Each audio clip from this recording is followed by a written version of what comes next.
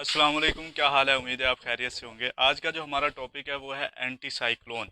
जो इससे पिछला लेक्चर था वो हमने साइक्लोन्स के ऊपर डिस्कस किया था, साइक्लोन को डिस्कस किया था। आज का जो हमारा टॉपिक है वो है एंटी साइक्लोन्स क्या होते हैं और उसकी टाइप्स कौन कौन से और उनकी लोकेशंस क्या क्या चीज़ें और ये किस वजह से पैदा होते हैं, काजेज़ कौन कौन से हैं इसके।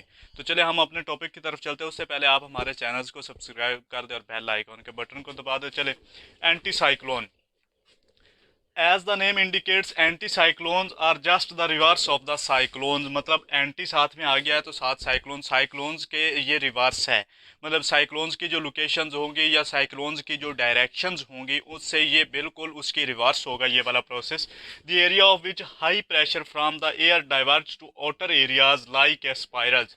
मतलब जो हम साइक्लोन्स के अंदर जो डिस्कस किया था उसके अंदर ये था कि लो प्रेशर एरियाज था और जो हवाएं होती थी, विंड्स होती थी इर्द गिर्द जो हाई प्रेशर एरियाज से कन्वर्ज होती थी लो प्रेशर एरियाज की तरफ। जबकि एंटी साइक्लोन्स के अंदर जो हवाएं हैं वो डाइवर्ज होंगी high pressure to low pressure की तरफ डाइवर्ज होगी, कन्वर्ज नहीं होंगी।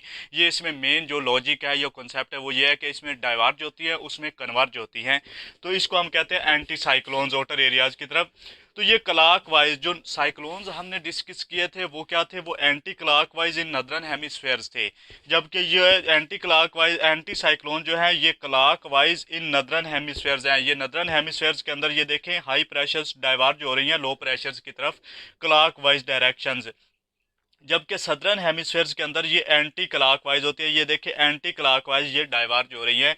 तो उसके अंदर और इसके अंदर मेन डिफरेंस यही है कि वो नदरन हेमिस्फेयर्स के अंदर एंटी क्लॉकवाइज होते हैं जबकि ये क्लॉकवाइज है, और सदर्न हेमिस्फेयर्स के अंदर वो जो है वो क्लॉकवाइज होते हैं जबकि ये एंटी क्लॉकवाइज होते हैं।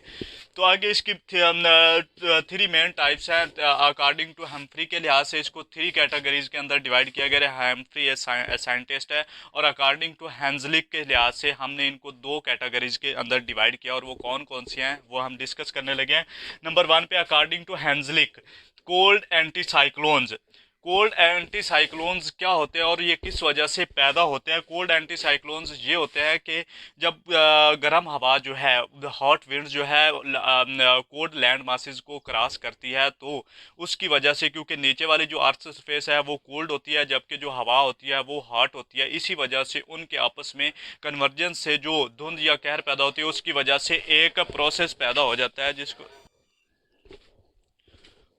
और दूसरे नंबर पे इसके अंदर जो लॉजिक है वो ये है कि हवाएं जो हैं वो पोलर एरिया से इक्वेटर्स की तरफ जो मूवमेंट उनकी होती है तो उसके अंदर जो पोलर एरिया से अंदर की तरफ से आती हैं वो हाई प्रेशर्स होती हैं क्योंकि उन हवाओं के अंदर नमी वगैरह होती है। जबकि जो इक्वेटर्स के नज़दीक तरीन होती हैं वो लो प्रेशर्स होती हैं अकॉर्डिंग टू टेम्परेचर्स की बुनियाद पे या टेम्परेचर्स की वजह से। जहाँ पे टेम्परेचर ज़्यादा, टेम्परेचर और प्रेशर जो है ये इनवर्स है आपस में।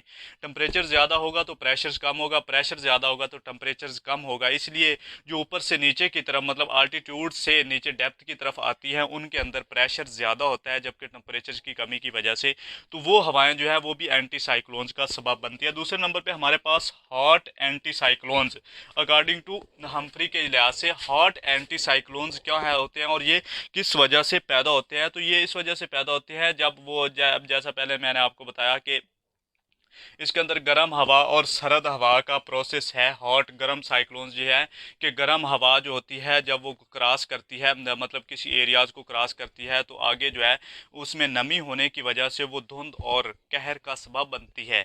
तो उसको हम क्या कहते हैं, हॉट एंटी साइक्लोन्स कहते हैं। अकॉर्डिंग टू हम्फ्री के लिहाज से, ये हमने हैंजलिक के लिहाज से इनको डिस्कस किया है, हम्फ्री के लिहाज से ये थ्री कैटेगरीज है।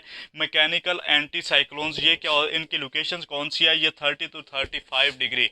और ये कौन सा एरिया है, ये हॉर्स लैटिट्यूड्स का एरिया है और इसको हम सब ट्रॉपिकल हाई प्रेशर्स एरिया भी कहते हैं। यहाँ पे बहुत ज़्यादा प्रेशर्स हाई होता है। यहाँ पे जो साइक्लोन्स पैदा होते हैं उनको हम मैकेनिकल एंटी साइक्लोन्स कहते हैं। और रेडिएशनल साइक्लोन्स, ये रेडिएशंस की वजह से पैदा होते हैं और इनकी दो मेन लोकेशंस है, अंटार्कटिका और जजीरा ग्रीनलैंड, आइलैंड ऑफ ग्रीनलैंड जो है वहाँ पे इनकी लोकेशंस और इनको हम रेडिएशनल और thermal anti cyclones thermal anti cyclone ये होता है कि जब ठंडे पानी की जो रुएं होती हैं वो गर्म इलाके को क्रॉस करती हैं, तो उनके ऊपर को जो हवाएं होती हैं वो ठंडी होती है, इसलिए वहाँ पे हवाओं का प्रेशर बहुत ज़्यादा होता है और उसकी वजह से जो साइक्लोन्स पैदा होता है उसको हम थर्मल एंटी साइक्लोन्स कहते हैं, और ये टेम्परेरी साइक्लोन्स भी इसको कहते हैं।